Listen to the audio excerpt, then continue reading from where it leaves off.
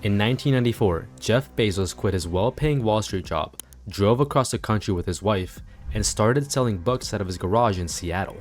It worked, obviously, but the road to becoming the most valuable company on earth was not exactly smooth, and some of what happened along the way is genuinely hard to believe. Amazon's first major disaster came in the form of a product called the Fire Phone, which launched in 2014. The idea was that Amazon would build its own smartphone and compete directly with Apple and Samsung, and for reasons that are still a bit unclear, they thought this was a good idea. The phone launched at $199 and 2-year carrier contract, which put it in direct competition with the iPhone at the same price point, except it ran a heavily modified version of Android that had no access to the Google Play Store, meaning a huge portion of the apps people actually used weren't available on it. It also had a feature called Dynamic Perspective, which used 4 front-facing cameras to track your head and create a 3D parallax effect on the screen. Nobody asked for this. The phone was sold so poorly that within 2 months, Amazon had dropped the price to 99 cents.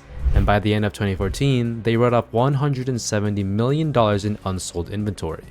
Jeff Bezos later said it was a good failure because they learned from it, which is the kind of thing you say when you lose $170 million on a phone nobody wanted. In 2017, Amazon announced it was searching for a second headquarters, which it called HQ2, and invited cities across North America to submit proposals. 238 cities responded, many of them offering billions in tax incentives to win the bid. It became this enormous public competition that dragged on for over a year, with cities essentially begging Amazon to pick them and offering increasingly generous packages to do it. Amazon eventually announced in 2018 that it had chosen 2 locations, Long Island City in New York and Crystal City in Virginia, and would split HQ2 between them. New York's deal involved around $3 billion in state and city incentives. Almost immediately, local politicians and residents pushed back hard, arguing that Amazon was extracting enormous public subsidies from a city that already had significant housing and inequality problems, and that the supposed economic benefits were being overstated. The backlash was significant enough that Amazon walked away from the New York location entirely in early 2019, which was a pretty unusual thing for a company that size to do.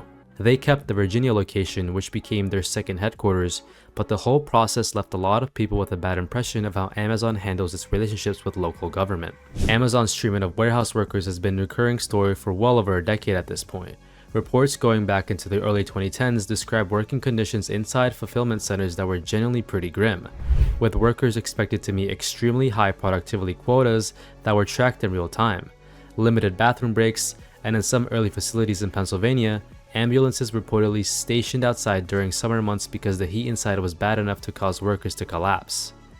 Amazon has consistently pushed back on these characterizations, but the reporting has been consistent across multiple outlets and multiple countries over many years. In 2021, workers at a warehouse in Bessemer, Alabama, voted on whether to unionize, which became one of the most watched labor elections in recent American history. Amazon campaigned aggressively against the union, including installing a mailbox directly at the warehouse so the workers could mail their ballots without leaving the premises, which the National Labor Relations Board later said was improper because it allowed Amazon to monitor who was voting. The union lost that vote, but a rerun election was ordered because of the interference. In 2022, workers at Staten Island warehouse voted to form the first unionized Amazon facility in the United States, which was a significant moment, though Amazon has continued to contest and resist unionization efforts across the country. In 2019, Amazon was fined by regulators in Europe after it was found that the company had been using data from third-party sellers on its platform to inform decisions about its own competing products. So the way this worked was that the independent sellers would list products on Amazon, and Amazon would see which products were performing well, what the margins looked like, and what customers were buying, and then use that information to develop its own private label versions of those products and undercut the original sellers on their own platform.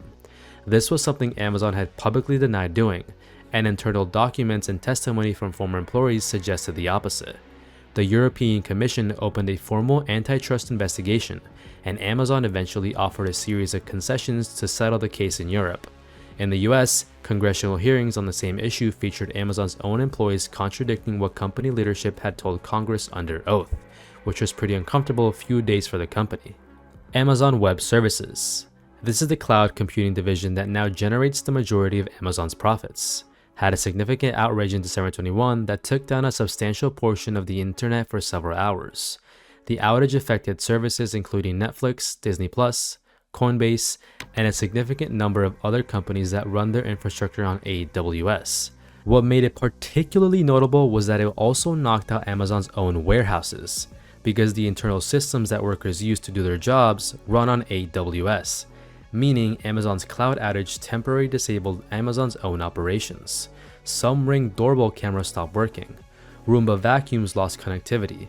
The scale of the outrage was a pretty stark illustration of how much the internet's basic infrastructure now runs through a single company, and what happens when the company has a bad day. Fake reviews have been a problem at Amazon for a long time, and what makes it frustrating is that Amazon has been aware of it for just as long. The basic version of the scam works like this. Sellers pay people, either directly or through third-party broker services, to buy their product and leave a 5-star review, sometimes getting a refund after the fact, so the reviewer essentially gets the product for free in exchange for the rating.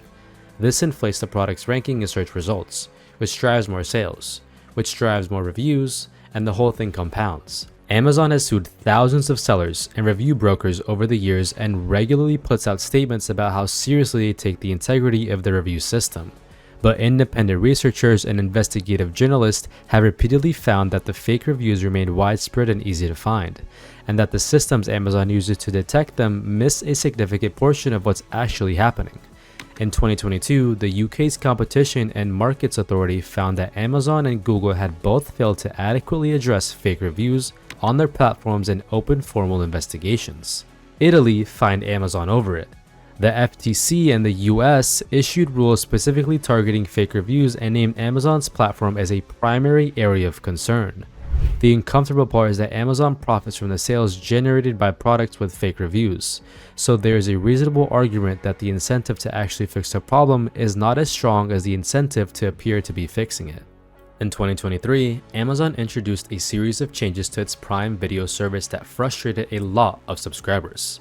The company began inserting ads into content that people were already paying a monthly subscription to access, and made it clear that removing those ads would require paying an additional fee on top of the existing subscription. This came alongside broader price increases to the Prime membership itself, which had gone from $79 a year when it launched to $139 a year by that point. The ads rollout was particularly unpopular because it changed the terms of a service people were already paying for without giving the meaningful choice about it, and the additional charge to remove ads on a paid subscription struck a lot of people as a fairly transparent cash grab. It didn't cause any lasting damage to Prime subscribers' numbers, but it generated a significant amount of bad press, and became part of a wider conversation about streaming services quietly degrading their own product over time. The thing about Amazon is that the scale of the company makes the f***ups harder to fully reckon with. A $170 million loss on the Fire Phone is a rounding error. A $3 billion incentive deal walked away from barely registers on the balance sheet. Even the labor stuff, as serious as it is, hasn't slowed the company down in any meaningful financial sense. At this point, Amazon is big enough that most of its mistakes just get absorbed and forgotten, which is either impressive or concerning depending on how you look at it. Leave a comment on which one you think was the worst, and subscribe if you want more of these.